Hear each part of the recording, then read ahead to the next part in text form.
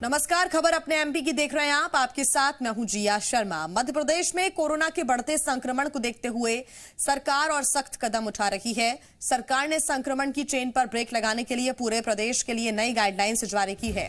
नई गाइडलाइंस के मुताबिक आवश्यक सेवाएं देने वाले दफ्तरों को छोड़कर केंद्र और राज्य के सभी दफ्तरों में 10% कर्मचारी ही हाजिर होंगे। गृह विभाग ने नई गाइडलाइंस जारी की है। इनका पालन कराने की जिम्मेदारी कलेक्टर्स को दी गई है और इसके साथ ही अब ऑटो और ई रिक्शा में 2 सवारी बैठाने की इजाजत होगी। तो वहीं टैक्सी और निजी 4 पहिया वाहन में 3 लोग मास्क के साथ यात्रा कर सकेंगे।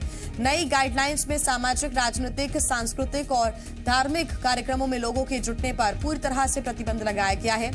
बड़ी सब्जी मंडियों को छोटे छोटे हिस्सों में बांटकर संचालित किए जाने के निर्देश दिए गए हैं।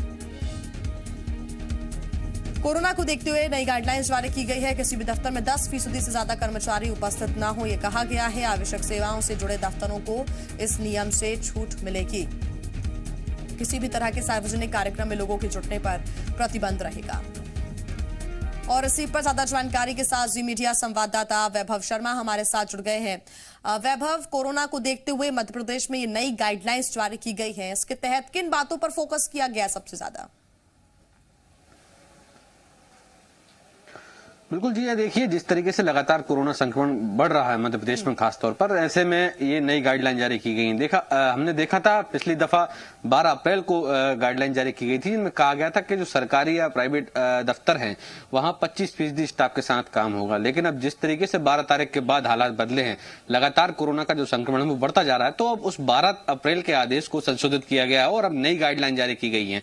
नई गाइडलाइन के मुताबिक अब जो 25% स्टाफ था उसकी संख्या घटाकर और भी 10% कर दी गई है। मतलब अब जो तमाम सरकारी विभाग हैं जो अति आवश्यक सेवाओं में नहीं आते हैं, देखिए अगर नगर निगम, स्वास्थ्य, इसके अलावा ग्रामीण विकास, इस तरह स्वास्थ्य, फायर, दमकल, तो तमाम इस तरह के जो विभाग हैं जो जमीनी अमले के तौर पर काम करते हैं, उनको अगर छोड़ दिया जाए तो बाकी सभी विभाग अब 10% कर्मचारियों के यानी कि स्टाफ के साथ काम करेंगे। हालांकि जो कर्मचारी घरों पर रहेंगे वो वर्क फ्रॉम होम कंडीशन में अपना काम करेंगे, यानी घर से ही वो अपना काम कर सकेंगे। इसके अलावा अगर हम बात करें तो देखिए ऑटो में 2 सवारी, इसके अलावा निजी 4 व्हीलर्स हैं उनमें 3 लोग ही मास्क लगाकर बैठ सकेंगे। अब इससे ज्यादा लोग अगर बैठेंगे तो उन पर चालानी कार्रवाई की जाएगी, सख्ती बरती जाएगी। इसके अलावा जो सब्जी मंडियां हैं, कई दिनों से देखने में आ रहा है कि सब्जी मंडियों में जो बड़ी बड़ी सब्जी मंडियां हैं वहां भीड़ लग रही है, तो उन मंडियों को छोटे छोटे मंडियों में तब्दील किया जाए, अलग अलग टुकड़ियों में जो है सब्जी का मार्केट लगाया जाए, ये एक जरूरी किया गया है। इसके अलावा जो थोक व्यापारी हैं किराने के,